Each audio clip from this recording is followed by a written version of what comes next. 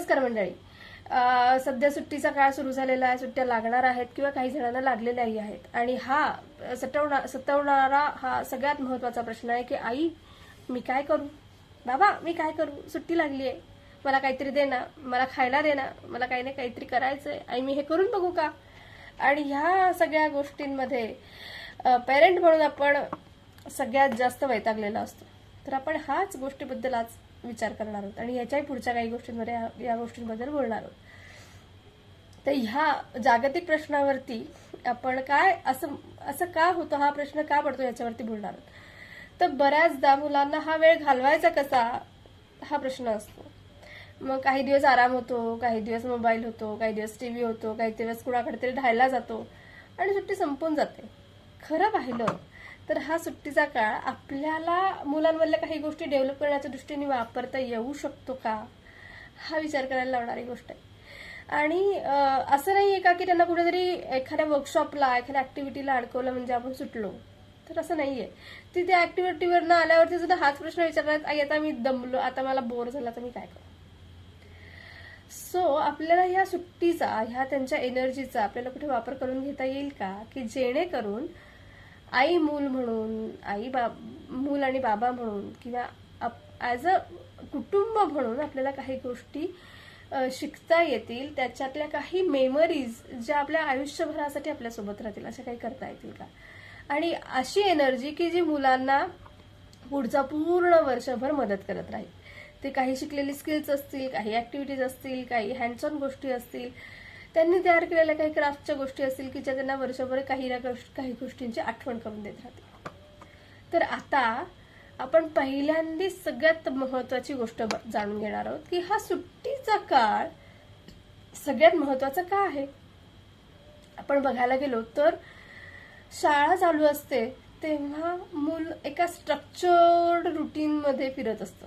शाळा सकाळी लवकर उठणं, जशी शाळेची वेळ आहे त्याच्यानुसार आवरणं, अभ्यास करणं, क्लासला जाणं, परीक्षा वगैरे वगैरे, एक रुटीन पाथ ठरलेला असतो आणि मुलांना त्याची सवयही असते.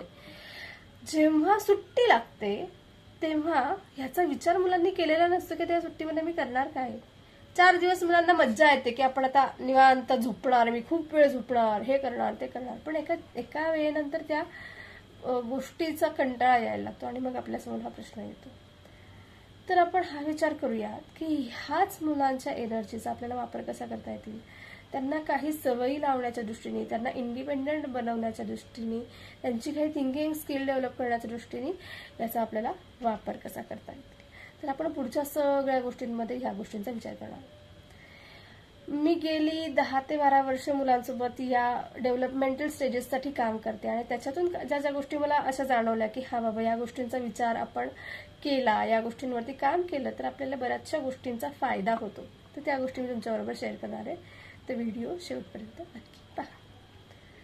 हा जो महत्वाचा काळ आहे ना, हा एकतर डेव्हलपमेंटल विंडो असते की ज्याच्यामध्ये काही स्किल्स ही मुलं अक्वायर करायला तयार असतात. फक्त ती कशी दिली जातात त्यावरती मुलं, पेरेंट्स कसे रिस्पॉन्ड करतात, ह्या सगळ्यात महत्वाची गोष्ट आहे. की एखादं रुटीन सोडल्यावरती आपल्याला त्या चौकोनामध्ये परत अडकायला नको वाटतं. तुम्ही पण बघा, तुम्ही खूप लॉंग विकेंडवरनं जाऊन झाल्यावर दुसऱ्या दिवशी जर का ऑफिसला जायचं असेल, तुमचं कसं होतं, तेच मुलांचं होतं. पण आपल्याला ही गोष्ट लक्षात घेतली पाहिजे की सुट्टी ही फक्त रिलॅक्सेशन नसून तर हॅबिट बिल्डिंग साठीचा सगळ्यात मोठा आणि महत्वाचा भाग आहे. आता सगळ्यात महत्वाची गोष्ट काय, तर ह्याच्यामध्ये पालक म्हणून मी कोणत्या कोणत्या गोष्टी टाळल्या पाहिजेत आणि कोणत्या कोणत्या गोष्टींवरती फोकस केला पाहिजे. तर सुट्टी सुरू झाली की पहिल्यांदा काय बदलतं हे जाणून घेऊया. पहिल्यांदा बदलते ते मुलांची स्लीप हॅबिट बदलते, स्क्रीन टाइम वाढतो, अभ्यासातली कुठलीही कौशल्य जरी त्यांच्या आवडीची असली तरी ती मुलं करायला रेजिस्ट करतात, ते इझिली तयार होत नाही. आणि एकूणातच कन्व्हर्सेशन असेल, कुठेतरी जाऊन बघणं असेल, या गोष्टी काही प्रमाणात कमी पडायला लागतात. आणि नंतर जेव्हा ऍक्च्युअल स्कूल सुरू होते तेव्हा मग थोड्या ऍडजस्टमेंट्स इश्यू यायला लागतात, बिहेवियर इश्यू यायला लागतात. जेव्हा फुल फ्लेज शाळा चालू झालेली असते तेव्हा स्मॉल स्मॉल गोष्टींमध्ये सुद्धा मुलं इरिटेट व्हायला लागतात. तर काय तर आपल्याला ह्या मिळणाऱ्या सुट्टीचं टाइम टेबल तयार करणं गरजेचं आहे. आणि हे फक्त अगदी सुट्टी सुरू व्हायच्या आधीपासून नाही, पण हे थोडंसं पालकांनी ॲज अ पालक म्हणून आधीपासून विचार करायची गरज आहे की आता आपल्याला माहिती आहे की हा 2-3 महिन्यांनी आपल्याला सुट्टी लागणार आहे, पण आपण अशा कोणत्या कोणत्या गोष्टी मुलांसोबत एन्जॉय करू शकतो की ज्या मुलांसोबत आपल्यालाही थोड्या रिलॅक्स करतील. तर आता सुट्टीत अशा कोणत्या कोणत्या छोट्या छोट्या हॅबिट्स आहेत की ज्या मुलांना सहज लागू शकतात बरं का. आणि ते सुद्धा 15-20 मिनिटाच्या ऍक्टिव्हिटीजमध्ये, 30 मिनिटाच्या ऍक्टिव्हिटीजमध्ये जर आपण ती मुलांसोबत एन्जॉय करत करत केली तर. हा, आता पहिली गोष्ट काय तर रीडिंगची हॅबिट, जे सगळ्यात जास्त मुलं करायला तयार नसतात. रायटिंगची हॅबिट आणि रीडिंगची हॅबिट. जनरली आपण असं बघतो की आपण त्यांना शुद्धलेखन लिहा, पर्वचे म्हणा किंवा टेबल्स पाठ करा ह्याच्यासाठी मागं लागतो आणि मुलं ह्या सुट्टीच्या दरम्यान हे काय करायला तयार नसतात. तर मग आपण असं काय करू शकतो की आपल्याकडे जर का न्यूजपेपर रोज येत असेल तर आपण मुलासोबत चहा पिता पिता तर दूध पिता पिता न्यूजपेपर वाचायचा आणि जे कळलंय ते सांगायचं. मग त्याच्यामध्ये असं होऊ शकतं की मुलाला बरेचसे शब्द कळणारच नाहीत. इट्स ओके, आपण एकत्र त्याच्यावरची सोल्युशन शोधूयात. अर्थात हे 15 ते 20 मिनिटं आपल्याला द्यावी लागतील, पण त्यांनी व्होकॅब्युलरी वाढायला, जगाबद्दलची माहिती मिळायला, शब्दांमध्ये वाढ मिळायला नक्की मदत होईल. पिक्चर रिडिंग आहे, एखादा स्टोरी स्टार्टर आहे किंवा शब्दांचे अंताक्षरी सारखे गेम्स असतील की जे असं जाता जाता पण आपल्याला खेळता येऊ शकतात. किंवा आपण कुठे चाललोय प्रवासामध्ये तर पाट्या वाचत जाणं असेल, त्याच्यापासून काहीतरी स्टोरी तयार करणं असेल. टाइमपास तर टाइमपास आणि रीडिंग हॅबिट, रायटिंग हॅबिट पण डेव्हलप व्हायला मदत होईल. आता ह्याच्यासोबत आहे ते एखाद्या गोष्टीचं अनालिसिस करायची किंवा डिस्कशन करायची सवय मुलांना लावणं की एखादी गोष्ट घडली आहे, मान्य आहे, चुकीची असेल नाही तर बरोबर असेल, त्याच्यातनं काय काय घडलं, त्याचे परिणाम काय झाले, त्याचे परिणाम काय होऊ शकले असते जर का आपण काही गोष्टींचे डिसिजन किंवा काही गोष्टी बदलल्या असत्या तर. हा अनालिसिस करायला सवय आपल्याला सहजतेने लावता येऊ शकते बरं का. म्हणजे अगदी तुमच्यासोबत मूल आहे, तुम्ही भाजी करताय आणि भाजी जळली, काय काय गोष्टी घडल्या, जळली हे दिसतंय, हा परिणाम काय झाला हे दिसतंय, पण याच्या मागची कारणं काय असू शकतात, काय काय चुका घडलेल्या असू शकतात. सोपी सोपी छोटी छोटी उदाहरणं, पण ह्या छोट्या छोट्या गोष्टींमधनं डोक्याला विचार करायला सवय लागते की एखादी गोष्ट का घडली असेल, त्याच्या मागची कारणं काय असू शकतात आणि कोणते बदल जर का आपण पुढच्या वेळी केले तर आपल्याला हवा तो परिणाम मिळू शकतो. आपल्याला मुलांना मॅनिप्युलेट करायला शिकवायचं नाहीये, पण आपल्याला मुलांना अॅनालाइज करायला शिकवायचंय की जी गोष्ट मुलं सायंटिफिकली एखाद्या गोष्टीचं अनालिसिस करायला शिकतील सहजतेने, जे त्यांच्या सिलेबसमध्ये पण असतं. आणि ते थोडंसं त्यांना मज्जा पण येऊ शकेल की हा बाबा आपण हे सायन्समध्ये शिकलो होतो, हे मॅथ्समध्ये शिकलो होतो आणि त्याचा वापर आपण असा करून बघतोय. So it will make them को relate with the what ever they have studied. जसं की काही प्रश्न असतात की आज काय नवीन शिकलो, आज कोण नवीन भेटलं, काय झालं त्यांच्यासोबत, काय त्यांच्यातलं आवडलं, किंवा काय इंटरेस्टिंग वाटलं त्यांच्याशी बोलताना.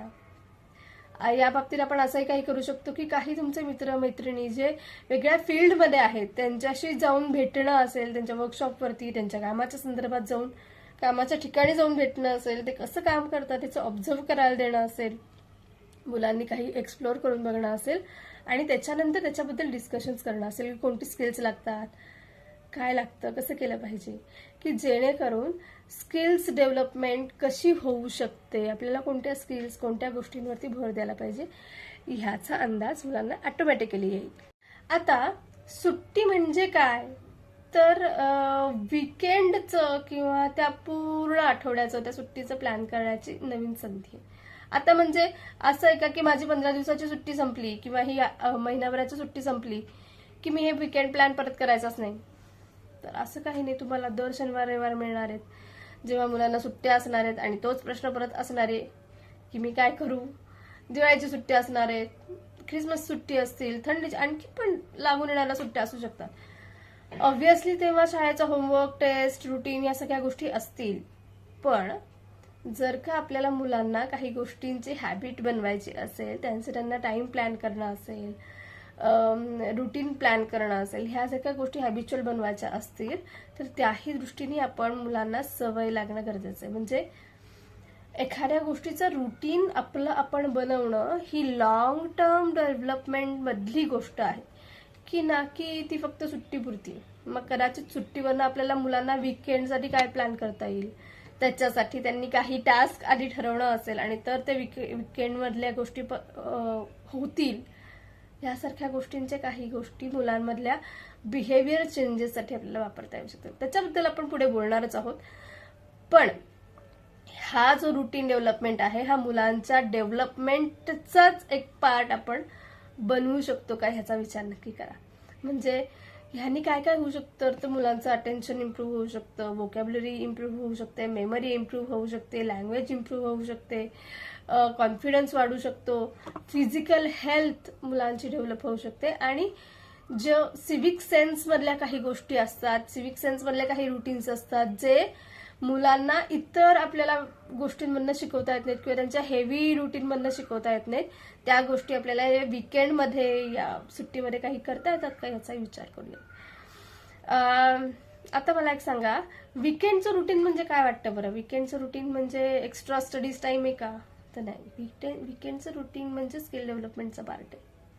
फॉर एक्झाम्पल समजा का मला 20 मिनिटं एखाद्या ऍक्टिव्हिटीचा जर का ठेवायचा असेल, एकच तास आहे मुलासाठी, तर मग 20 मिनिटं मी एखाद्या अटेन्शनवरची ऍक्टिव्हिटी ठेवेन की जसं सॉर्टिंग असेल किंवा पॅटर्न ड्रॉ करणं असेल, इवन तो रांगोळी काढणं असेल, रांगोळी पेंट करणं असेल, ह्या सुद्धा गोष्टी अटेन्शनसाठी, फिजिकल डेव्हलपसाठी, मोटर स्किल डेव्हलपमेंटसाठी मदत करतात, क्रिएटिव्हिटीसाठी मदत करतात.